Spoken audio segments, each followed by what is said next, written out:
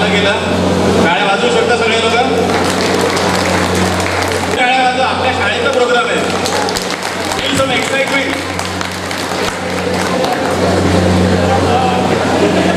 हा कार्यक्रम कसा ऑर्गनाईज झाला, याचं आयोजन कसं झालं, या संदर्भात माहिती संजन मोडकरे करेल आणि कार्यक्रमाला किती अडथळे आले, कसं स्मूथली झालं, हे सगळं ते डिटेल्स शी विल एक्सप्लेन. संजन मोडकरे. नमस्कार. आदर्शात ताट मानेनं आम्ही उभे राहिलो पाहिजे, हे ज्यांच्या प्रेरणेने आम्हाला करता आलं त्यांची प्रति मी कृतज्ञता म्हणून नाही तर आदरभाव व्यक्त व्हावा आणि त्यांचे सोबत सुख दुःखाचे काही वर्ष घालवलं अशा शाळेतील मित्र बसून भविष्य शाळेत शिक्षण घेत असलेल्या वर्तमान विद्यार्थीप्रती आपले उत्तरदायित्व आहे की नाही, या अनुषंगाने आपण काही करू शकतो काय, या सर्व बाबींचा विचार करूनच या मेळाव्याचे आयोजन करण्यात आलेले आहे. आम्ही ते न विसरण्यासारखं आहे. शाळा सुटली की कनेर सर आपल्या सायकलने पूर्ण कॉलनी फिरायचे व बाहेर रोडवर शाळेचा अभ्यास याने केलाच पाहिजे अशी तंबी देऊन मग पुढला प्रवास काय दिलं, यापेक्षा आम्ही वर्तमानातील स्पर्धेच्या युगात आधारू शकतो काय, या सर्व बाबीवर विद्यमान मुख्याध्यापक, शिक्षणगण आणि निवृत्त झालेले आदरणीय शिक्षक यांच्या समन्वयातून शाळा जिवंत राहिली याकरिता आपण प्रयत्न करू. या प्रश्नांसारख्या अशा अनेक प्रश्नांना वाचा फोडण्यासाठी या कार्यक्रमाचे आयोजन करण्यात आलेले आहे. या कार्यक्रमाचे पानसरे, राजन माटे, चंद्रशेखर पडोळे, देव्यानी आटे, जया वरगडे आणि मी यांच्या या प्रयत्नाने तसेच एम.जी. कनेर सर आणि अन्य शिक्षक यांच्या अनमोल सहकार्याने हा सोहळा या ठिकाणी 26 वर्षाच्या काळामध्ये माझ्या हाताखालनं नुसतं माझ्या नव्हे या ठिकाणी बसलेले असलेले सगळे जे शिक्षक आहेत यांच्या हाताखालनं एक पिढी जी आहे पूर्ण तुमची निर्माण करण्याची संधी आम्हा लोकांना मिळाली आणि आजचा हा दिवस आहे हा अतिशय महत्त्वपूर्ण मला का वाटतो आहे, कारण इतक्या अनेक वर्षानंतर अनेक बॅचेस आपल्या या शाळेमध्ये गेल्यानंतर ही पहिली ही वेळ आहे की अशा प्रकारचं जे असोसिएशन जे आहे ordnance factory school Jawaharnagar alumni association यांनी तयार केलेलं आहे. याचे जे अध्यक्ष आहेत कांचन मोटघरे यांना मी विनंती करेन की या कार्यक्रमाच्या ज्या अध्यक्ष असतात त्यांनी ॲक्च्युली या सेंटरमध्ये इथे बाजूला बसायला पाहिजे होतं. अजूनही वेळ गेलेली नाही आहे. कांचन मोटघरे कुठे जर असतील आहे कृपा करून त्यांनी स्टेजवर यावं आणि त्यांची संपूर्ण टीम जी आहे ती अतिशय महत्त्वाची आहे.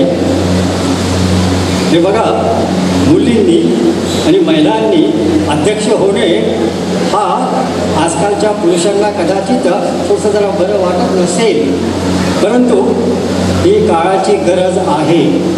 कांचन कसा तुम्ही ॲक्च्युली या ठिकाणी असायला पाहिजे होतं सुरुवातीपासून. तुम्ही चुका काढत नाही बघा, आहे की नाही. परंतु हे जे आहेत कांचन मोटघरे, त्याच्यात त्या सोबत असलेल्या ज्या आहेत जया आणि देवयानी, ह्या 3 त्या कार्यकारिणीमध्ये मूळ कार्यकारिणीमध्ये ज्या आहेत. त्याच्यानंतर डॉक्टर जयंत पानसरे, नरेंद्र पारवाणी, राजन माटे हे तर चीफ कोऑर्डिनेटर आहेत ज्यांनी मला वाटतं या ठिकाणी प्रोग्राम आयोजित करण्यामध्ये एक सक्षम अशा प्रकारच्या समन्वयक जो असतो प्रमुख समन्वयक याची भूमिका पार पाडलेली आहे. त्यानंतर या ठिकाणी एक चंद्रशेखर पडोळे, याचं नाव चंद्रा पण आहे का, याला आपण चंद्रा म्हणतो आपण.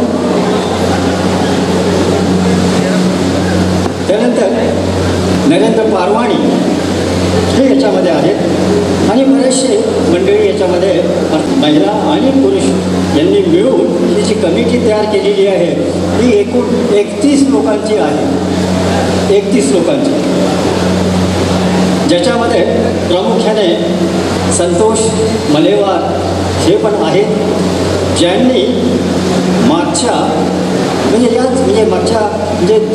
25 जानेवारी 2015 करेक्ट 2015मध्ये त्यांनी नागपूरला आणि त्यामध्ये प्रमुख सहभाग जो आहे हा संतोष मलेवार, चंद्रशेखर शेंडे, एक मला वाटतं एक नाशिकवरनं एक भिका मटाले पण आले होते बघा, बेंगलोरवरनं वरकडे पण आले होते, एक विवेक मेश्राम आहे, देवेश वानखेडे आहे, त्यानंतर एक राजेश कांबळे होता, एक वकील चंद्रशेखर काळबांडे हे पण होते आणि अर्थात बरीचशी मंडळी त्या ठिकाणी होती. त्याबद्दल मी आपल्या सर्वांना विनंती करतो आहे की त्यांनी जो कार्यक्रम केला होता त्याला टाळ्या वाजवून कृपा करून त्याला सांगतो. अतिशय महत्त्वाचं आहे, कुणी ना कुणी सुरुवात करायची असते, त्यांनी त्यावेळेला केली. स्वरूप त्यांचं छोटं होतं आणि तेही नागपूरला केलं होतं, परंतु आजचा हा जो कार्यक्रम जो आहे हा वैशिष्ट्यपूर्ण याच्याकरता आहे.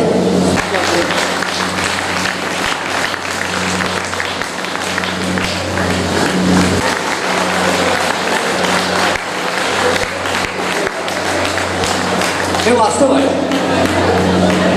मी जेव्हा रिटायर झालो आहे त्यावेळेला फॅक्टरी मॅनेजमेंटनी एक काठी दिली होती बघा 1996मध्ये. 1996 आणि 2017 म्हणजे किती फरक झाला, 21 वर्षाचा फरक झालेला आहे. पण या 21 वर्षाच्या कालावधीमध्ये त्या काठीचा उपयोग मी अजूनपर्यंत केला नाही. ती पाळी आलेली नाही आहे. याचं सगळं श्रेय जे आहे तुमच्या आजच्या पिढीला आहे. याचं कारण असं की त्यावेळेला ही पिढी घडवताना, या विद्यार्थ्यांना घडवताना जे जे काही संस्कार करावे लागलेत, जे जे काही आपला श्रम घ्यावे लागलेत, त्या श्रमाचं फळ जे आहे ते आज आम्हाला या ठिकाणी दिसतं आहे. शाळेच्या कार्यक्रमांमध्ये इतक्या वर्षांमध्ये आज मला आणि माझ्या शिक्षकांना एक VIP ट्रीटमेंट मिळाली आहे. त्याबद्दल तुम्हा सगळ्यांना धन्यवाद.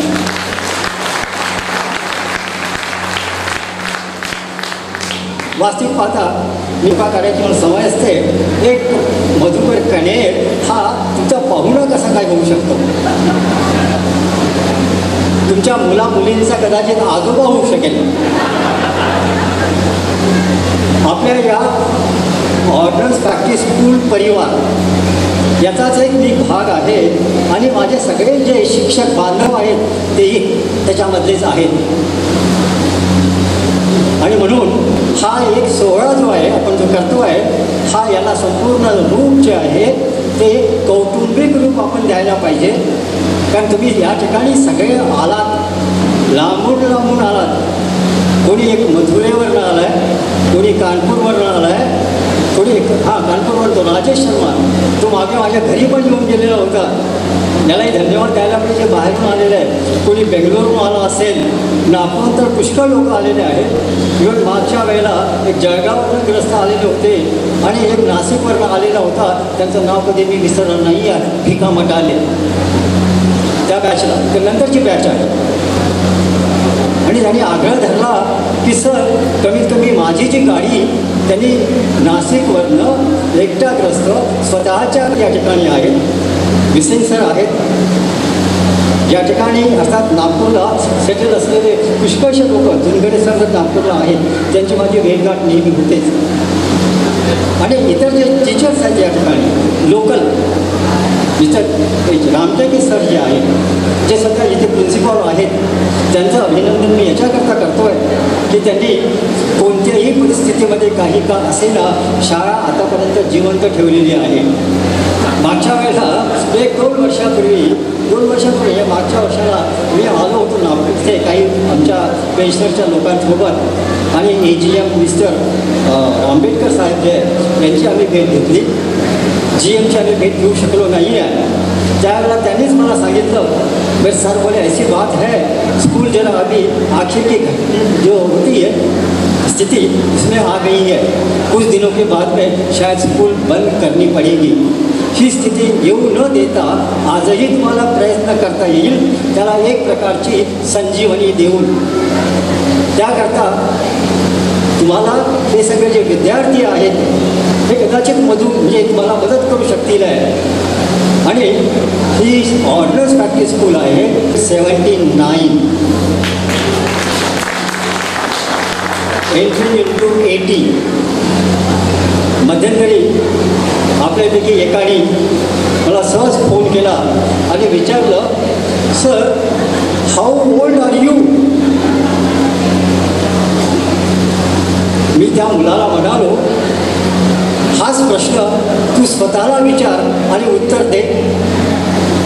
तर तो म्हणाला, sir I am 45 years old. Old म्हटल्याबरोबर मला बरं तसंच वाटतं आहे ना. You at 40 or 45 you may be old, but at 80 I am still young.